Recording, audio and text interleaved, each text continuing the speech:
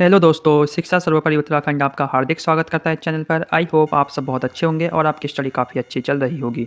तो दोस्तों यूकेएसएससी में आपका एक सिलेबस है हिंदी में, ध्वनि एवं हिंदी वर्णमाला का वर्णक्रम।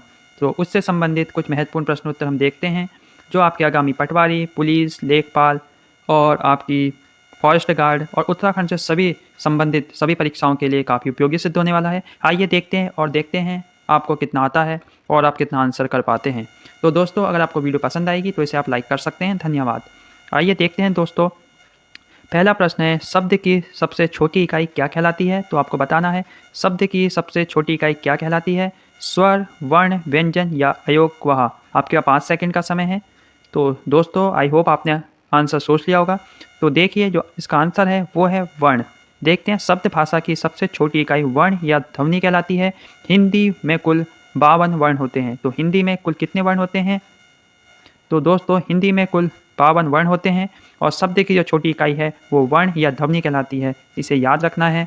ये क्वेश्चन यूकेएसएससी का जो आपका सचिवालय सुरक्षा का एग्जाम हुआ था तो ये क्वेश्चन वहाँ आया था। तो शब्द की सबसे छोटी इकाई वर्ण कहलाती है या ध्वनि कहलाती है। नेक्स्ट देखते हैं। नेक्स्ट देखिए, भाषा की मूल इकाई क्या है? अक्षर, ध्वनि, संकेत या वर्णमाला। 5 सेकंड का समय है, सोचिए और बताइए भाषा की मूल इकाई। तो दोस्तों आई होप आपने सोच लिया होगा। तो दोस्तों भाषा की मूल इकाई ध्वनि है। Option B right answer. भाषा की मूल इकाई ध्वनि है। भाषा की पूर्ण सार्थक इकाई वाक्य है। वाक्य से छोटी इकाई उपवाक्य है। उपवाक्य से छोटी इकाई पदबंध है और पदबंध से भी छोटी इकाई पद या शब्द है। पद से छोटा इकाई अक्षर है और अक्षर से छोटी इकाई ध्वनि है। तो भाषा की मूल इकाई और सबसे छोटी इकाई क्या है दोस्तों? वो है ध्वनि। इसे याद रखना है। आइए नेक्स्ट देखते हैं। नेक्स्ट पूछ रहा है, वर्णों के समुदाय को क्या कहते हैं? वर्णमाला, सर्वनाम, अक्षर और क्रिया। मोस्ट इंपोर्टेंट प्रश्न है। वर्णों के समुदाय को क्या कहते हैं? तो यहाँ आपको बताना है। तो दोस्तों इसका जो राइट आंसर है वो है वर्णमाला। वर्णों के समुदाय को वर्णमाला कहते हैं। वर्ण भाषा की सबसे छोटी इकाई होती है। इसके उच्चारित स्वरूप को ही ध्वनि कहते हैं। तो देखिए वर्ण भाषा की सबसे छोटी इकाई होती है और इसके उच्चारित स्वरूप को ही हम ध्वनि कहा जाता है। तो आई होप आप समझ गए होंगे। नेक्स्ट है, वर्णमाला किसे कहते हैं? तो आपको बताना है वर्णमाला किसे कहते हैं। ऑप्शन है शब्द समूह को, वर्ण समूह को, शब्द गणना को या व्यवस्थित वर्ण समूह को। तो दोस्तों आपके 5 सेकंड का समय, क्या आप बता सकते हैं? आई होप दोस्तों आपने सोच लिया होगा।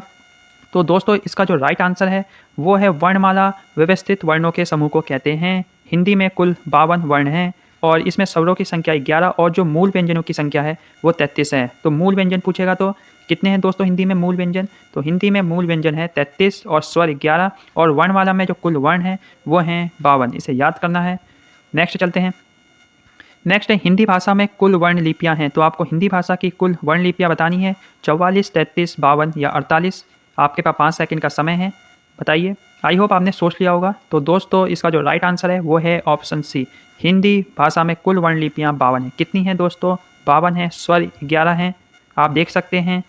उसके बाद आते हैं व्यंजन। क वर्ग में 5 हैं, च वर्ग में 5 हैं, ट वर्ग में 5 हैं, त वर्ग में 5 हैं, प वर्ग में 5 हैं, अंतस्थ य र ल व 4 हैं और उसमें व्यंजन सौ ह ये हैं 4। तो इसे याद करना है। हिंदी भाषा में कुल वर्ण लिपियों की संख्या 4 है जिसमें स्वर 11 हैं। क वर्ग में व्यंजन, क वर्ग में 5 हैं, च वर्ग में 5 हैं, ट वर्ग में 5 हैं, त वर्ग में 5 हैं, प वर्ग में 5 हैं और अंतस्थ 4 हैं, य र ल व और उसमें भी हैं 4।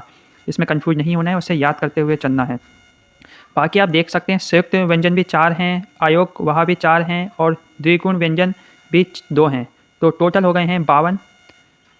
तो दोस्तों नेक्स्ट देखते हैं, हिंदी में ध्वनियाँ कितने प्रकार की होती हैं? तो आपको बताना है हिंदी में ध्वनियाँ कितनी प्रकार की होती हैं। 2, 4, 6 या 8। आपके पास है 5 सेकंड का समय, आपको बताना है 2, 4, 6 या 8। क्या आप इसका आंसर बता सकते हैं? तो दोस्तों हिंदी में जो ध्वनियाँ हैं वो आपकी 2 टाइप की होती हैं, 2 प्रकार की हैं। देखते हैं।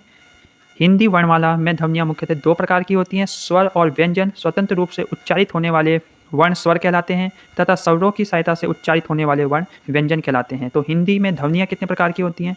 तो दोस्तों वो होती हैं 2।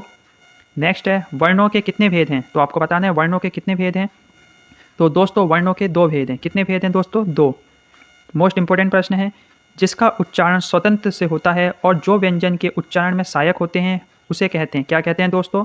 ऑप्शन देखिए, संज्ञा, स्वर, व्यंजन या विसर्ग? तो दोस्तों राइट आंसर है स्वर, जिसका उच्चारण स्वतंत्र से होता है और जो व्यंजन के उच्चारण में सहायता प्राप्त करवाते हैं उन्हें हम स्वर कहते हैं।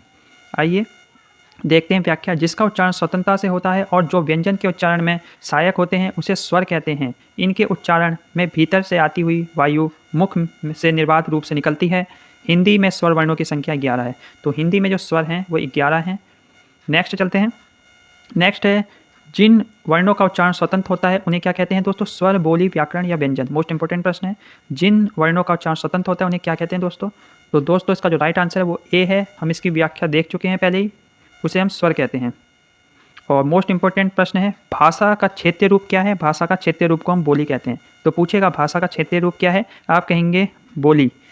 नेक्स्ट है, हिंदी वर्णमाला में स्वरों की संख्या है। तो आपको बताना हिंदी वर्णमाला में स्वरों की संख्या 11, 10, 9 या 13। आई होप आपने सोच लिया होगा, आपके पास 5 सेकंड का समय है। तो दोस्तों अगर आपको ये वीडियो पसंद आई तो आप चैनल को सब्सक्राइब कर सकते हैं। तो दोस्तों बताइए 11, 10, 9 या 13। तो दोस्तों हिंदी वर्णमाला में स्वरों की संख्या होती है आपकी 11। कितनी होती है दोस्तों? 11। नेक्स्ट देखते हैं, निम्नलिखित में से कौन स्वर नहीं है? तो मोस्ट इंपॉर्टेंट प्रश्न है दोस्तों, बताइए निम्नलिखित में से कौन स्वर नहीं है? अ, उ, ए या अणो? तो बताना है आपको। तो इसका जो राइट आंसर है ऑप्शन डी। क्या है दोस्तों? ऑप्शन डी है। आइए तो नेक्स्ट है, कौन स्वर नहीं है? तो इसमें आपको बताना है कौन स्वर नहीं है, अ, उ, ए या ब। तो उपयुक्त विकल्पों में ब स्वर नहीं है। यह एक स्पर्श व्यंजन है। ब क्या है? ब स्पर्श व्यंजन है। यह प वर्ग का तृतीय व्यंजन है जिसका उच्चारण ओष्ठ से होता है। ओष्ठ मतलब होठ से होता है। प, ब। आई होप दोस्तों आपको ये वीडियो पसंद आई होगी। मिलते हैं नेक्स्ट वीडियो में।